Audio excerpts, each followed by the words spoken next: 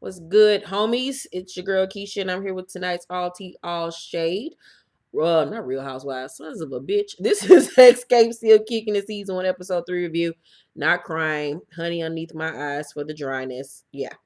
So this episode was way better than Real Housewives. I only did like a 3-minute review. I barely was going to do a review on Real Housewives. It was so fucking boring. But if you want to see what I had to say, go on over there and watch it. In tonight's episode of Xscape Still Kicking It, Todd has never seen Candy perform with Xscape and is super excited about it. She tells him that Latasha set up a meeting with Jermaine Dupri to discuss this unauthorized movie that they're fighting. Latasha is at Tamika's house and they discuss Jermaine, and Latasha says she can't forget that Jermaine gave them their start. So that's the reason why she really isn't as upset as the other girls are with him about this unauthorized movie. And I understand what she's saying. You know, he did give you all your start or whatever the case may be, but at the end of the day, what he's doing is wrong. And just because somebody gave you your start that you owe them your life, or doesn't mean that you need to not call them out on their bullshit.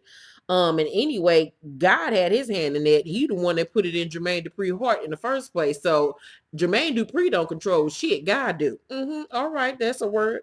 So Tamika says that she was outraged when she found out Jermaine allowed this movie company to use their music because he owns the rights to all their songs. Latasha says that she's really not mad because what he did gave them the opportunities that they're experiencing right now. Katie tells Todd that Jermaine never acknowledges their group when he speaks on his accomplishments throughout the years, and that really bothers them. Tiny talks to Zanique, and she says that she feels like her music and her kids are really helping her through this divorce and this really hard time with Ti. She looks at their new baby like a blessing because, you know, if she didn't have this baby, she would be focusing on other things, and she just wants to get back to being her and getting her swag back. And I just love the space that Tiny is in her career and in her life right now. She's gracing magazine covers and stuff. You know, she's out here touring. She, you know, getting her swag, you know, together. I just love the space that she's in. So the girls go to Jermaine's studio to talk, and Candy does not want to be there. She gives Tamika a hug as soon as she gets out the car. And you can tell right there in that scene that she doesn't really have an issue with Tamika. Her main issues really are with Latasha. But I was very happy to see this episode, her and Latasha getting along with one another. Today she even posted on her Instagram a happy birthday message. I think it was today. Was it today? Candy. Oh, it was yesterday. She posted a happy birthday message to Tamika. She said, "Happy birthday. Even though your birthday is being spent rehearsing for our tour, I'm happy that I get to spend it with you. It's been a long time since we celebrated your birthday together, and what better way than preparing for one of the biggest tours of our life. I hope today is amazing for you. Give her some happy birthday love, y'all." And then she posted these pictures of them together. So I'm happy to see the girls are getting along even more. And then speaking on Xscape, go through with the rest of my review. You know, last week they had that horrible interview on Watch What Happens Live that made words. Tamika posted a picture of the girls backstage, and she said, "Me and the girls visited Watch What Happens Live with Bravo Andy this past Sunday, and we got a lot of slack from the interview. We Xscape as a group are definitely working hard to give our fans an ultimate night to remember. Performance for our great Xscape tour with all 4 original members. As dysfunctional as we look behind the scenes, we are working as mature young women to rebuild our friendship and working relationship. Yes, things take time, and we are making sure to give it just that. Nothing happens overnight. To our real fans that believe in us, thank you. To the judgmental few of you, keep your pointless penny thoughts to yourself. Just know that God brought this back together, and he is in control. We will not disappoint you. Thank you. God bless." Tiny then said, "Yes, Meek, say that." And then Candy put 100% and like the post. So the girls are trying to work together. I just think they needed media training last week for that interview. It was cringeworthy, but happy to see they're working through it. And I hope after this season that we end up getting to see a season 2 of this show. Hopefully they have the cameras filming while they're on tour with Tamar and Monica, because they need to do a season 2. The ratings are good. The feedback has been great. We want to see more of Xscape still kicking it. So back to the review. The meeting starts. Tiny brings up him never mentioning them in interviews. Jermaine says he doesn't bring them up because the conversation always goes towards why the girls broke up in the first place, and he doesn't have the answers to that. The girls didn't understand his position. Latasha feels they all contributed to the breakup, but Candy and Tiny feel it was because she wanted to go solo. Candy then goes on to say that Latasha told them verbatim. She said, uh, Latasha set them down and said, Tamika and Tiny, you go have more babies. And Candy, you go do your little modeling thing because I'm going solo right now and it's all about me. The more I get to watching this show and the more of these behind the scenes stories come out, I am starting to see that Latasha was a bitch back in the day and she was evil. That's why she has them evil chipmunk cheeks now. She does have, I'm not saying this because of, it's something about her that it does have a little evilness to her. I think that she has matured now as a grown woman. And I think the problem with Candy is that she feels like Latasha is not acknowledging all the fucked up shit she did to them back in the day and is trying to act like none of that happened and let's just move forward. And I don't remember. Bitch, you remember. And she needs to acknowledge that for them to be able to move forward. That's just like somebody that bullied you as a child. Then gonna sit up there and act like they don't remember bullying you. Bitch, you remember everything you did to me.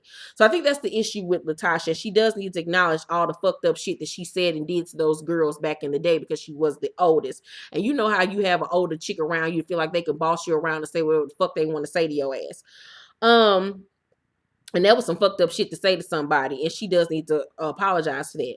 Jermaine says that the movie was being done without him until they started talking about music, and he had to call, and they had to call him because, like I said, he owns the rights to all of Xscape's music. He says the movie was the kick in the ass they needed to get back to work. And he says that he knew they would get back together because of it. No, Jermaine, shut your ass up. Candy puts up the middle finger and tells him he could sit on the spin. That shit was hilarious. He feels like it's his song, so he can do with them as he pleases.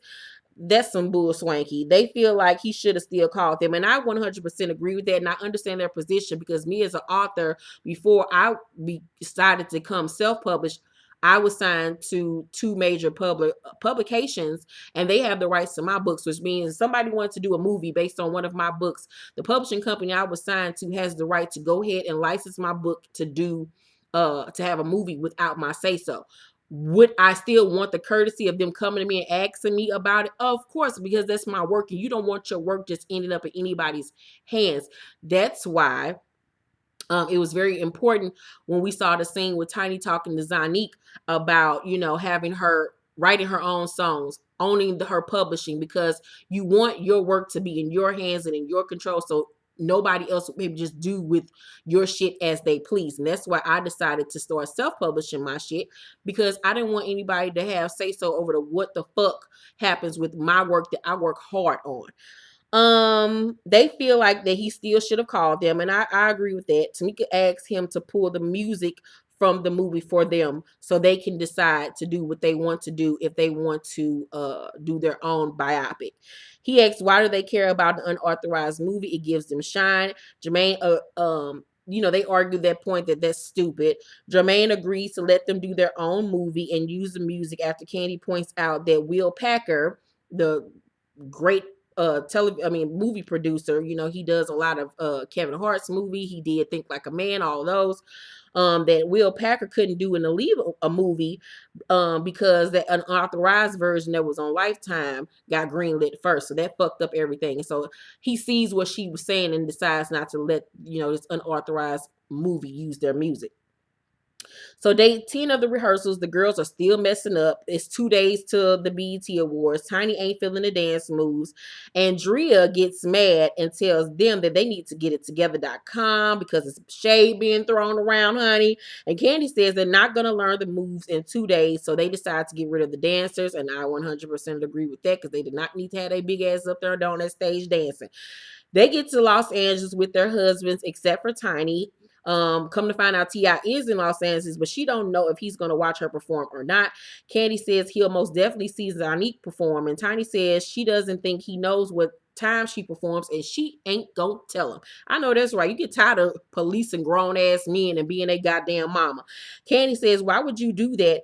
And she says, because he should know. She's his artist. He should know these things on his own. And I 100% agree with Tiny.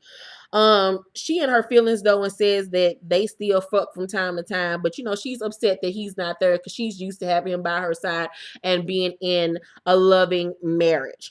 Mona put them up in a beautiful ass mansion. Candy, Latasha, and Tamika bond in the car while Tiny goes to watch Zanique perform.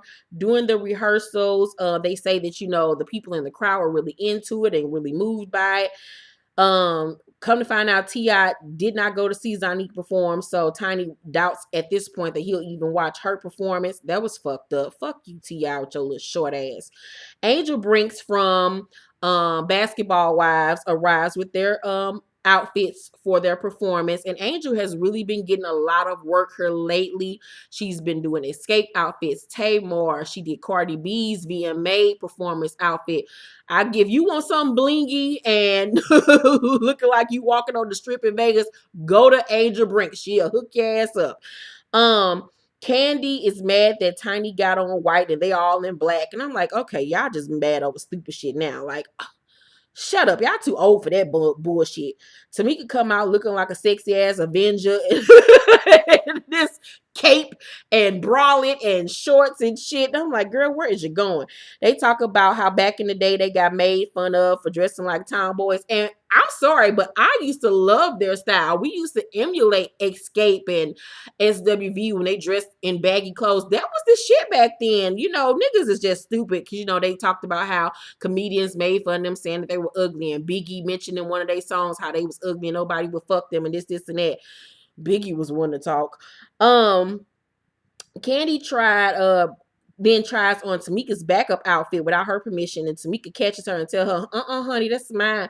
And Candy asks she gonna wear it on stage, and Tamika says, one of these days I will. And then Tamika say, what you think I can't fit in? She's like, Candy was like, you are a little bit thicker than me. And I'm like, little bit is a stretch, Candy. She way bigger than you. That ass alone is bigger than you. Latasha ain't getting in the middle of it because Tamika's her sister and she needs Candy to perform. Mona comes by to see their outfits because she's their manager. Tamika comes out. And I think Mona being their manager is a great idea, honey, because she going to get them the deals that they need. So he comes out in the jumpsuit looking like a cheap-ass chandelier. That outfit looked terrible on her. It looked better on Candy, although I didn't like it on Candy either. It was just team too the fuck much.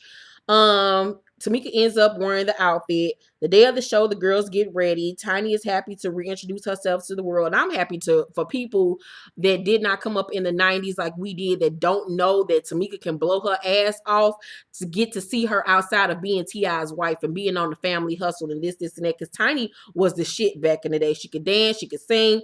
She was the shit. Tiny is, I love seeing the girls in the car rehearsing on the way to the venue. I love this episode because everybody was getting along. They were laughing and joking with one another. I loved it. They talk about being nervous after the performance and how well they did. Tiny is upset that T.I. didn't show up for her. Once again, fuck him for life. He did show up for her at the Detroit performance, so we'll see that next week. Candy says she feels a little bit better about the group, but doesn't want to be pressured into doing anything more. Hopefully, they continue to work on their group and they can decide to actually go into the studio as a foursome and not this threesome shit they were talking about. Hopefully Candy will decide to be in the group and do the album, because I do not want to see an Xscape album with just the three of those ladies. Thank you all for watching this review. Make sure to like and subscribe to my channel if you have not, and fuck with me down below in the comment section. I love to read you guys' comments. I always talk back to you guys. See you all tomorrow for my Love and Hip Hop New York review. Love you. Bye.